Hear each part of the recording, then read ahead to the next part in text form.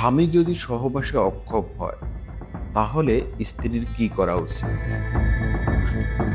যদি আপনার স্বামী আপনাকে ভালোবাসে কিন্তু ঘনিষ্ঠ মুহূর্তে বারবার অক্ষম হয়ে পড়ে, তাহলে কি সেটা মানসিক সমস্যা নাকি শারীরিক ব্যাধি? ভালোবাসা থাকলেও সম্পর্ক ভেঙে যায় যদি সমস্যা লুকানো থাকে। এই ধরনের সমস্যা অনেক দম্পতির সম্পর্কে দেখা যায়। স্বামী স্ত্রী ভালোবাসেন কিন্তু সহবাসে বারবার অক্ষমতা দেখা দেয়। অনেকেই লজ্জায় ডাক্তার দেখান না, কেউ আবার স্ত্রীর চোখ এড়িয়ে গোপনে ওষুধ খেতে থাকেন।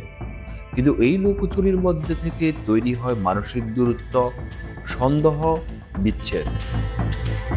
আজকে জানবো এই সমস্যার কারণ, গোপন সংকেত এবং স্ত্রীর করণীয় কি।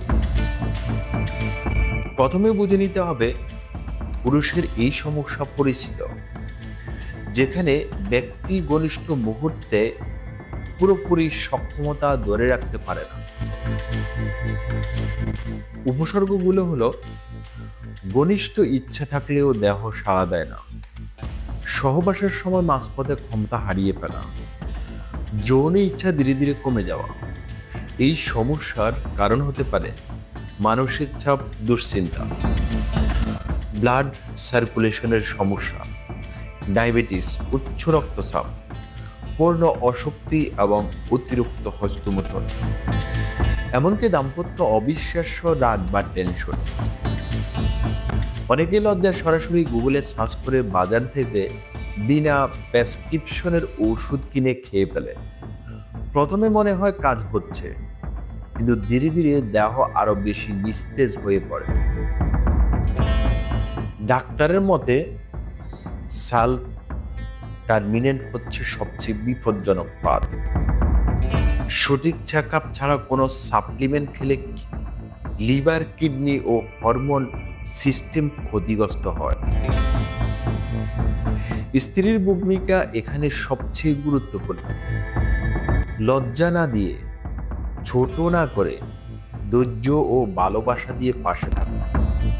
একসাথে একজন ইউরোলজিস্ট বা সেক্সোলজিস্টের শরণাপন্ন হন। অতিরিক্ত ওজন, ধূমপান, মদ্যপান থাকলে পরিবর্তন করুন জীবনধারা।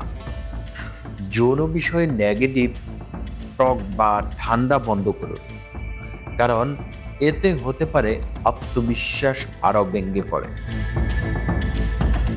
চিকিৎসার মাধ্যমে এই সমস্যা পুরোপুরি সেরে ওঠা সম্ভব।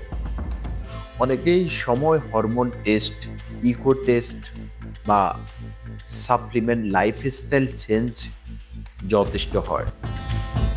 আপনি কি এমন সমস্যা হয়েছে কিন্তু আপনি কাউকে বলতে পারেননি? কমেন্টে লিখুন, সাপোর্ট চাই। আমরা এখন আরো সচেতনতা ভিডিও বানাবো। আর এমন গুরুত্বপূর্ণ স্বাস্থ্য বার্তা পেতে চ্যানেলটি এখনই সাবস্ক্রাইব করুন। পরের ভিডিওতে জানবো স্ত্রীর গোপন শারীরিক সমস্যা যা স্বামী বোঝে না, কিন্তু সম্পর্ক ধীরে ধীরে শেষ হয়ে যায়। সবাই ভালো থাকবেন, সুস্থ থাকবেন। আল্লাহ হাফেজ।